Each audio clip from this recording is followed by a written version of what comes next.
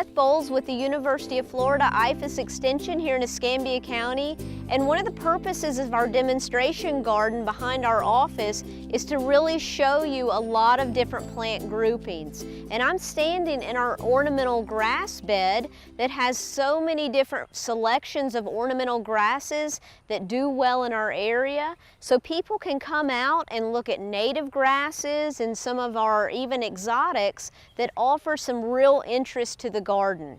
The interesting thing about this garden is we do have mostly grasses that will be a little bit damaged by our freezing weather, but we do have a few evergreen grasses as well that offer you that green foliage throughout the entire season. But one of the issues with grasses is that as new spring growth returns each year, we do need to have a little maintenance to kind of keep them looking their best. And for some of those that freeze back, we actually need to prune those back in order to get new growth coming up. So what we're going to do is we're going to look at one of our Japanese feather grasses and show you how to prune that for spring so it really takes off and looks its best as we move into the summer months. So let's go take a look at that one. This particular grass is a little bit different than some of the other ornamental grasses you may see. It's a common species we have in this area called Japanese silver feather grass, but this one has a horizontal variegated band across it, and we call this one strictus. So it adds a little bit of interest. But as you'll see, like other grasses, you do have some of the dead foliage that's still present from winter, along with the new growth. So what we need to do is clean this plant up.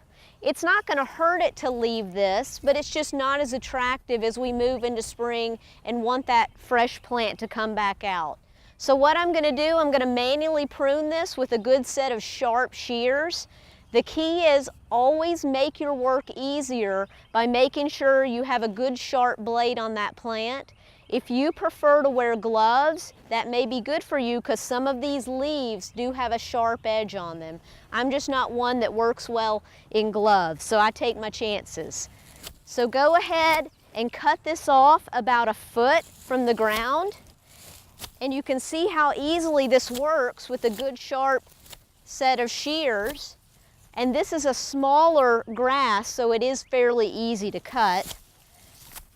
And you just prune that off to an even, you get a good test for people to see how good they are at giving plants a haircut and how even it is.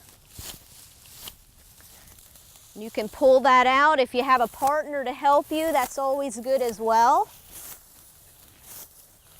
We can see here, we won't do the whole thing, but we'll do part of it. And one other really good technique, I've got my pretty stiff rake here, so any dead material, you can just rake that out. And that kind of helps you have a better looking plant that's going to really come back, and in a few weeks you'll see lots of growth on that plant. You won't even know you really did a lot of pruning on it. Now, one thing that happens with some of these ornamental grasses, over the years as they're in the garden, you may have an area of them that dies out in the center. That is normal for this perennial grass. What you may want to do is dig that out and have an open hole, put a little new soil in that, and take a piece off the edge, dig it out, and replant the center. So that's something you can do.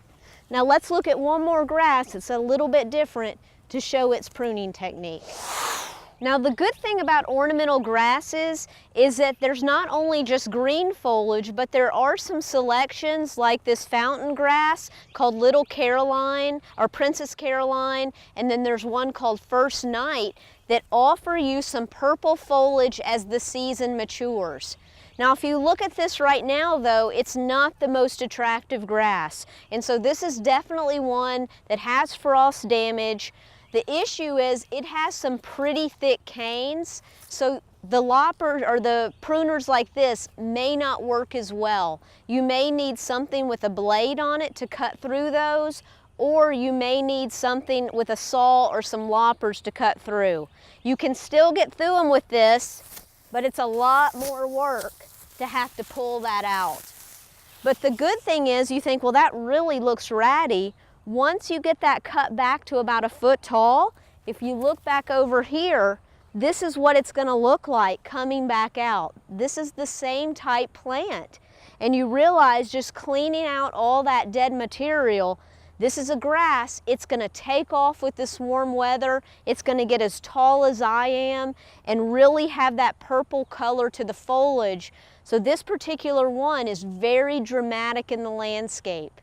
The added benefit to this one, it has a broader type leaf, so it blends well with a lot of other perennials that you may choose to plant around it. So think about that with grasses.